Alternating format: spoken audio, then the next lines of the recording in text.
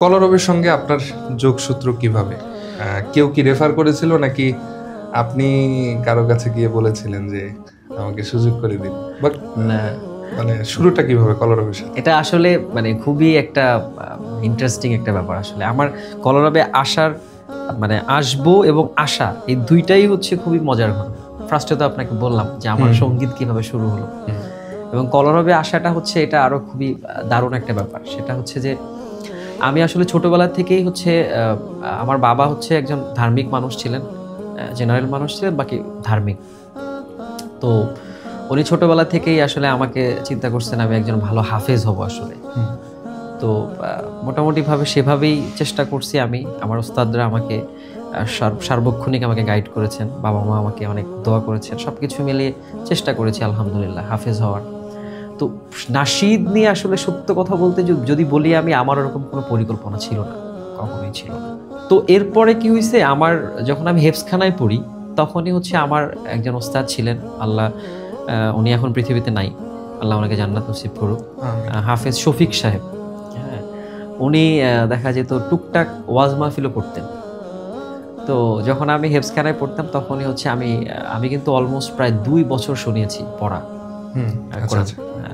তো হুজুরের কাছেই শুনিয়েছি আর অনেকের কাছে।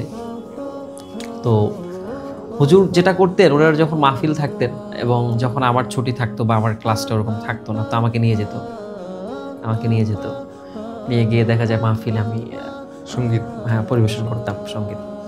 তো একদিন আমাকে এরকম সকালবেলা বললো যে চলো তো তোমাকে একটা প্রতিযোগিতায় নিয়ে যাব।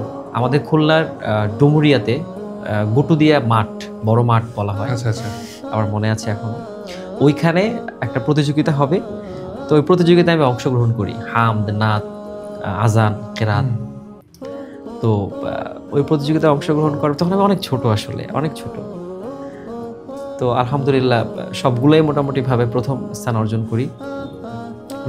হ্যাঁ আলহামদুলিল্লাহ। তো ওইখানে যেটা মজার ঘটনা, ওইখানে প্রধান বক্তা ছিলেন হচ্ছে আজাদ ভাই। আচ্ছা আচ্ছা আচ্ছা, আমাদের মরহুম মাওলানা নাইরুদ্দিন রহমতুল্লাহ, উনি প্রধান বক্তা ছিলেন ওইখানে। তো পুরস্কারটা হুজুরই দিবেন, এরকম একটা ব্যাপার ছিল।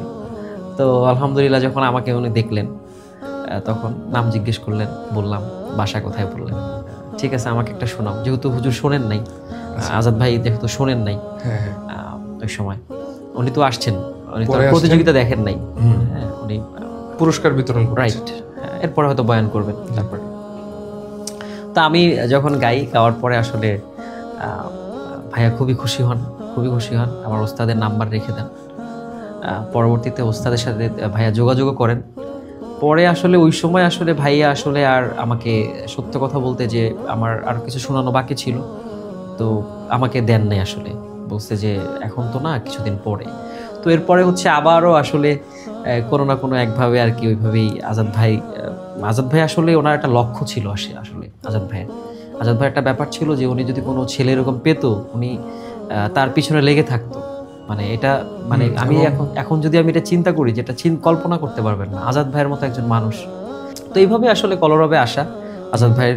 তবে আজাদ ভাই বলেছিলেন, দেখা যায় আজাদ ভাই তো সময় পেতেন না, আমি পরবর্তীতে যখন আমি আসি আজাদ ভাই তো সময় পেতেন না আসার জন্য। তো সেই ক্ষেত্রে আমার সাথে যোগাযোগ করেছিল অনেকেই, যেমন আমাদের দাউদ আনাম ভাইয়ের বড় ভাই রাকিব ভাই, তারপরে হচ্ছে কলরবের ইয়াসিন হায়দার ভাই, যেহেতু উনি খুলনার, সেই হিসেবে ওনাকে দায়িত্ব দিয়েছিল তুমি একটু যোগাযোগটা মেনটেন করো। তো উনিও অনেকবার গিয়েছে আমার বাসায়। এইভাবেই আসলে এরপরে কলরবে আসা আমাকে রিসিভ করছিল বদরুজ্জামান ভাই, আমার মনে আছে আসলে, পল্টন মোড়ে, বিজয়নগর। এবং কোনো একটা ভিডিওতে আমরা দেখেছিলাম বলেছিলেন। হ্যাঁ রাইট, আচ্ছা, এইভাবেই আসা আর কি। আচ্ছা, যাক, খুব ভালো লাগলো।